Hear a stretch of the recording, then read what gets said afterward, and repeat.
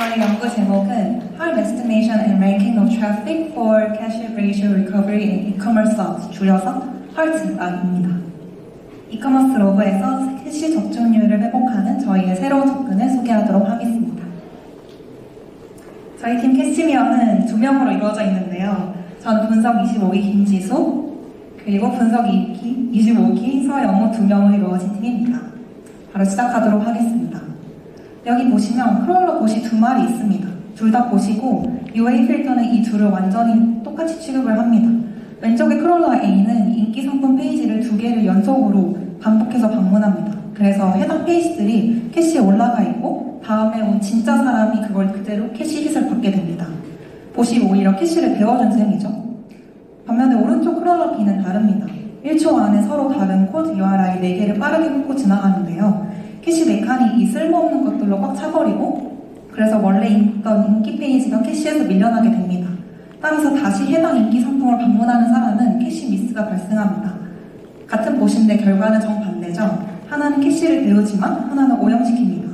그렇다면 이게 왜 중요할까요? 캐시가 하는 일을 생각해보면 이해하기 쉽습니다.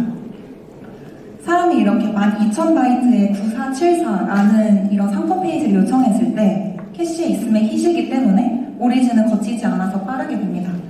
만약 캐시에 없으면 미스가 나기 때문에 본 서버가 앱과 DB로 페이지를 다시 새로 만들고 12,000바이트를 실제로 다시 내보냅니다. 이 내보낸 바이트인 오리진 이그레스가 곧 클라우드 요금이 되겠고요. 즉 캐시 적중률은 속도이자 돈입니다. 그런데 이 캐시를 웹 트래픽의 절반을 차지하는 자동화 트래픽이 현재 사람과 함께 사용하고 있습니다. 그럼 이제 바로 나쁜 봇을 바로 디텍션을 하면 될까요? 하지만 짚고 넘어가야 할 2가지 근본적인 문제를 파악했습니다. 첫 번째로는 실제 생 로그에는 누가 캐시를 망쳤나 하는 그런 정답 라벨이 존재하지 않습니다.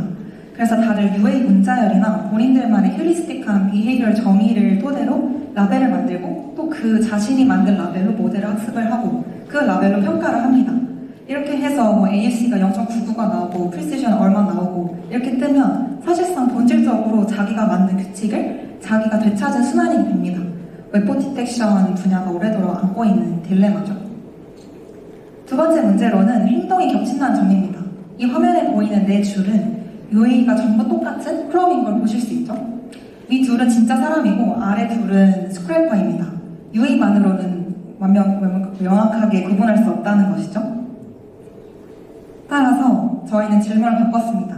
이게 봇인지 아닌지는 순환적이라고 판단을 해서 대신에 이게 캐시에 어떤 영향을 주었는가를 질문으로 삼아서 캐시 시뮬레이터가 직접 측정할 수 있고 봇 레이블이 필요 없기에 아이덴티티가 아니라 결과로 판단하는 consequence grounded로 접근하였습니다.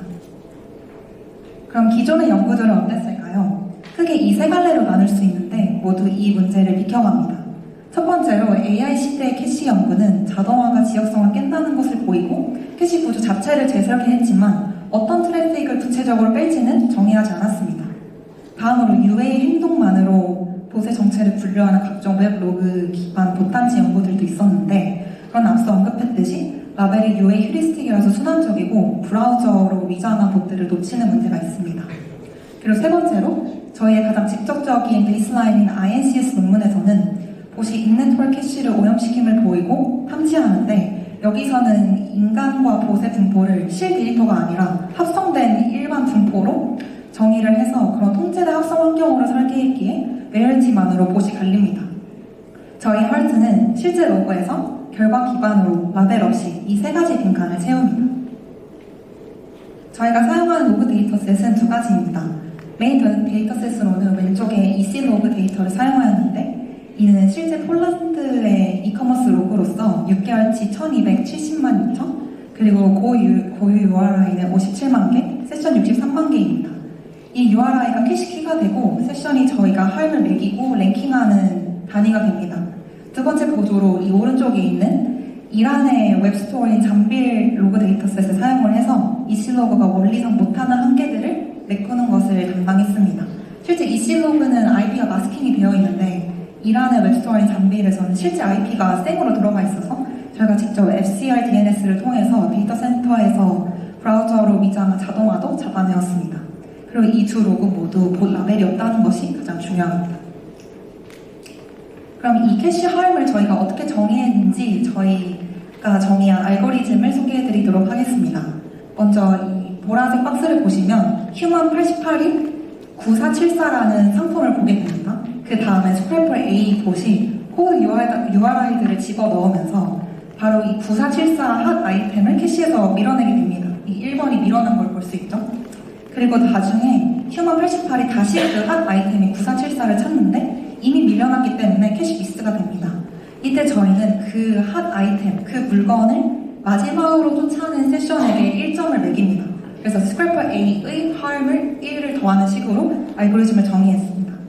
정리하자면 어떤 세션의 harm은 그 세션이 쫓아낸 물건을 나중에 사람이 미스한 횟수입니다. 보신지 아닌지는 사용하지 않고 오직 캐시에서 일어난 결과만 그 컨시퀀스만 세도록 알고리즘을 구현하였습니다. 그럼 이제 저희가 정의한 이 harm 점수가 과연 믿을만한지 아닌지를 검증을 해봐야겠죠. 왼쪽 피겨 속의 X축의 점수는 스트림을 한 번만 재생해서 빠르게 매긴 저희의 추정치 점수이고 세로축이 진짜 정답, 즉 세션 하나를 통째로 빼고 전체를 다시 재생해서 사람이 hit을 몇 개 더 받았는지 재는 값입니다. 세션 하나당 비용이 커서 전부 다 거치진 못했고 539개를 샘플링해서 측정했습니다. 결과적으로 스피어만 수리 상관계수가 0.8을 기록하면서 저희 점수와 진짜 정답이 같은 순서를 내는 것을 볼 수 있습니다. 즉 크기 자체는 조금 과장이 되어도 랭킹의 용도로는 충분히 믿을만한 점을 알 수 있습니다. 그럼 이 harm이 트래픽에 어떻게 퍼져 있는지도 봐야겠죠. 이 왼쪽의 피겨 6는 세션을 harm 큰 손으로 누적해서 세운 곡선입니다. harm이 고르게 퍼졌다면 좀 전에 저 대각선을 따라야 하는데 실제 파란 선은 왼쪽 끝에서 지금 수직으로 치솟고 있죠. 성일 프로세션이 전체 harm에 5탐이 나면 사람이 아예 쇼핑몰 접근이 막히는 반면에 바이패스를 하게 되면 플렉된 요청도 오리진에서 정상 서빙이 되게 되니까 속도만 느릴 뿐 공유 캐시에 인설트랑 에펙트만 하지 않습니다. 따라서 5탐 대가가 느린 응답뿐이라서 사람이 안전합니다. 더불어 두 가지 공정성 장치로서 모든 방법을 같은 요청량 20% 제거 지점에서 비교를 하고 시그니처를 행동가들을 통과한 진짜 휴먼만 카운트를 합니다. 이게 저희의 진짜 연구의 핵심 결과 피겨입니다.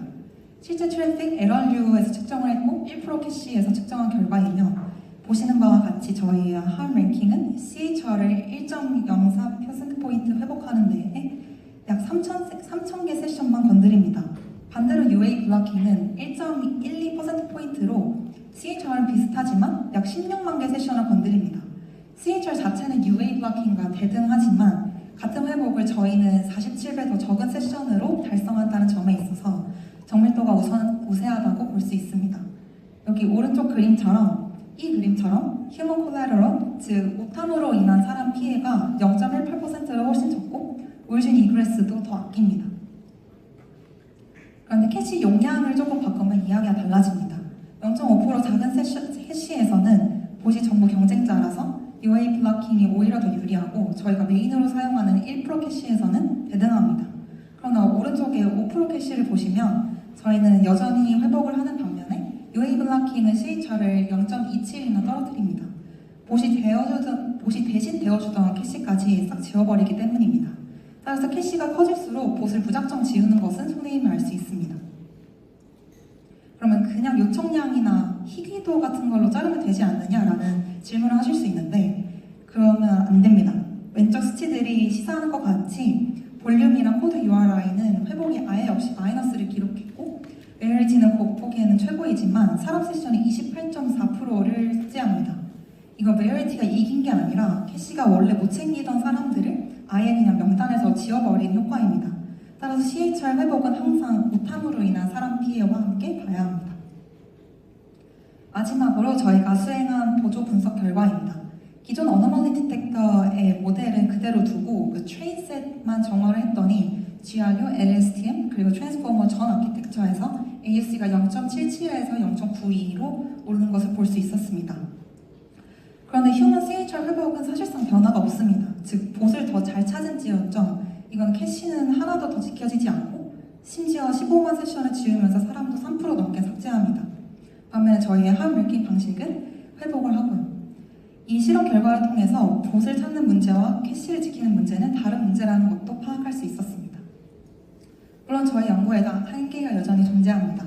타겟과 평가와 같은 시뮬레이터라는 점은 4가지 정책, 3가지 용량 등으로 바꿔가면서 결론이 유지되는 것을 확인했고, 실시간이 아니라는 점은 과거 5개월만 학습해서 다음 달에 적용해도 회복하는 것을 보였습니다. 단 명단이 아니라 모델을 재배포해야 되는 점은 있습니다. 빅텀 점에는 3.5로 민감도를 받고 TTL이나 멀티케어 캐시 같은 경우에는 퓨처워크로 넘겨두었습니다. 더불어 아직 related works에 대한 다양한 연구들에 대한 더 정밀한 분석이나 리프로덕션을 아직 진행하지 않았기 때문에 앞으로 더 추가 실험을 하면서 연구를 더 구체화할 예정입니다. 마지막으로 정리하자면, 첫째, 실제 로그에서 캐시피에는 소수에 극단적으로 집중되고 UA 레이블은 그 상당수를 놓칩니다. 둘째, 정체가 아니라 결과를 랭킹하면 봇 라벨 없이 같은 시기처를 47배 더 적은 개입으로 회복을 하고, 캐시가 커지면 봇을 지우는 게 오히려 더 손해입니다. 셋째, 탐지 전학도는 캐시 보호와 별개입니다. 한마디로 답이 없는 질문, 봇이냐 아니냐에서 답이 있는 질문, 캐시를 망쳤나, 의로의 전환, 이것이 바로 저희 헐트의 핵심 컨트리뷰션입니다. 저희는 다가오는 국제 컨퍼런스를 타겟해서 저희 둘이 6개월간 열심히 노력하고 연구해왔고, 앞으로 남은 기간 동안 더 달려서